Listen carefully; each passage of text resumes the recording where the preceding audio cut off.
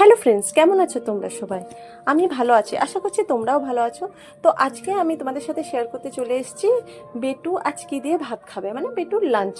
তো আজকে ওকে মাঝে মাঝে এটা বানিয়ে দিই। তো আজকে ওকে সে একটা ঘি ভাত আর ঘিটা প্রতিদিনই দিই, তো ঘি ভাত আর চিকেন স্যুপ। তো দেখো এখানে পেঁয়াজ ছোটো ছোটো করে কেটে নিয়েছি, পেঁপে কেটে নিয়েছি, আলু ছোটো ছোটো করে কেটে নিয়েছি, আর শীতকাল হলে রসুন দিই এক কুচি।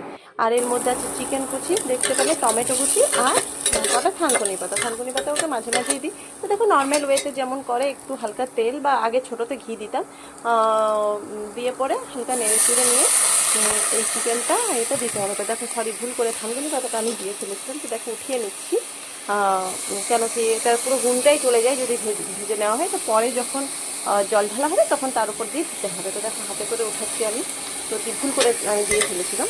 তো জাস্ট উঠিয়ে নিয়েছি, এবার এটা হালকা করে নেড়ে নিতে হবে।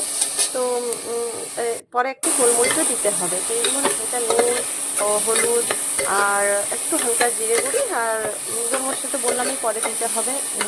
যদি ঝাল খায়, কে না হচ্ছে? খায় কি তো বলছে? স্কিপ জবাব করে দেবো। দাও। তো নর্মাল ওয়েতে যেমন করে, তো দেখো তারপর জল হালকা ভেজে হ্যাঁ, জল দিয়ে এটাকে সিদ্ধ করতে দিতে হবে। তো দেখো স্যুপটা এমনি হবে, আর স্যুপটা হচ্ছে খুবই গুণকারী বাচ্চার ক্ষেত্রে, তেল বেশি থাকে না তাই। তো দেখো এমনিভাবে হয়েছে। তো বেটুকে এমনি মাঝে মধ্যে আমি খাওয়াই। তো আজকের জন্য টাটা, বাই বাই।